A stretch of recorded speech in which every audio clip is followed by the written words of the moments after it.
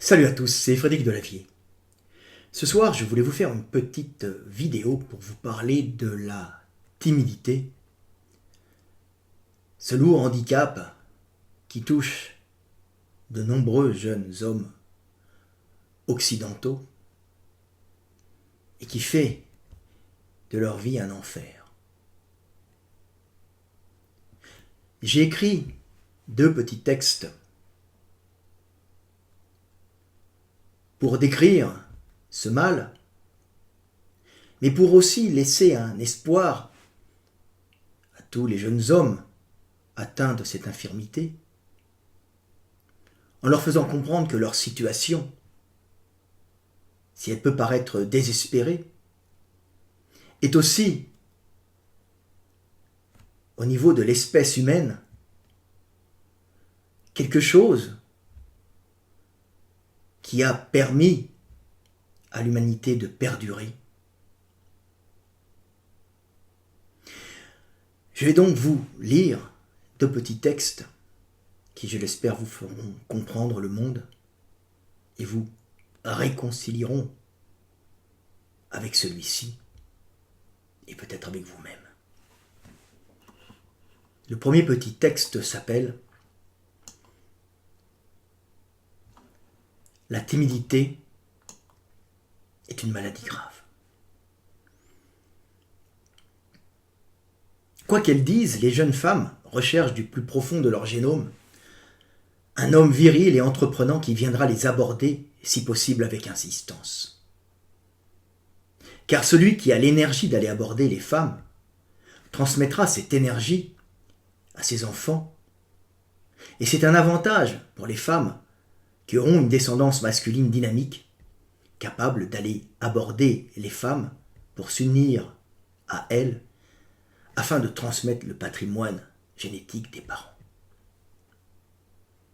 Le garçon timide et discret sera le plus souvent méprisé, car sa conduite réservée sera inconsciemment ressentie par les jeunes femmes comme un manque d'énergie qui l'empêchera de conquérir le monde afin d'en rapporter l'énergie à la femme et plus tard à la mère afin d'optimiser la survie des petits.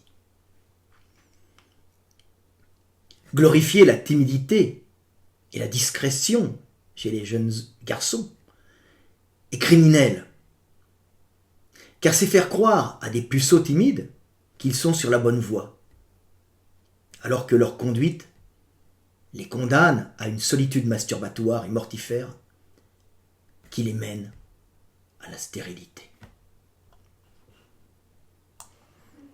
Le second petit texte va vous montrer la valeur de la timidité et va vous montrer que cette infirmité est en vérité un bien pour l'espèce. Ce petit texte s'appelle « Le timide est un sauveur de l'humanité ». Si la timidité est un terrible handicap pour celui qui est affublé de cette infirmité, au niveau de l'espèce humaine, l'existence des timides est un avantage évolutif certain.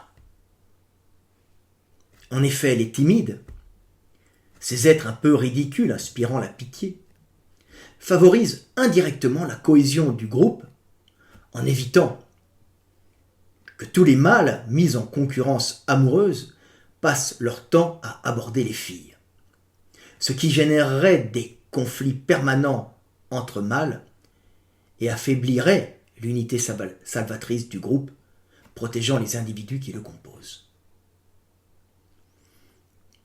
Ainsi, l'essentiel n'est pas que tous les hommes trouvent l'amour et le réconfort dans les bras ou entre les cuisses d'une femme, mais que quelques types dégourdis fécondent un maximum de matrices, maintenant par cela une certaine agressivité dans le groupe en transmettant leurs gènes de vigoureux reproducteurs. Quant aux timides, soit ils continueront à se masturber dans une dure frustration ou dans une rêverie romantique stérile, ou bien ils devront après une longue abstinence, se résoudre à s'unir aux moches, aux vieilles, ou aux secondes mains déçues d'avoir servi de vide-couille d'un soir aux mâles agressifs et conquérants. Voilà, second petit texte pour vous montrer la valeur de la timidité au niveau de l'espèce, qui même, si elle est terrible à vivre pour le timide, est conservée dans la communauté des hommes et dans l'espèce pour favoriser la cohésion du groupe en évitant les conflits. Et il est évident de comprendre, pour les timides et pour les autres, que c'est très dur d'aller aborder les femmes et qu'il faut que la génétique et la culture tempèrent ça pour éviter des troubles. Et que l'homme qui va aborder les femmes se trouve toujours dans une situation périlleuse. Car entre le choix de ne rien faire et finir seul, et la possibilité de réussir et de finaliser par une pénétration consentie, on peut tout de même avoir le risque de recevoir une gifle si on va vers la femme, ou de se faire défoncer par les frères de la belle, ou mis en prison par une justice wokiste et féministe anti-masculinité. C'est pour ça qu'il est très dur, actuellement, et il a toujours été dur, d'aller aborder les femmes, et qu'il faut énormément d'énergie pour briser les règles et les interdits et aller vers les belles. Et c'est toujours risqué. C'est pour ça que de nombreux hommes, manquant d'énergie et de courage, sont timides par la génétique et par l'éducation. Et qu'ils savent bien, au fond d'eux-mêmes, qu'aller vers la femme peut leur faire rencontrer la jouissance dans la matrice fertile et leur faire toucher le paradis, comme peut les mener en enfer, et pour certains, en prison.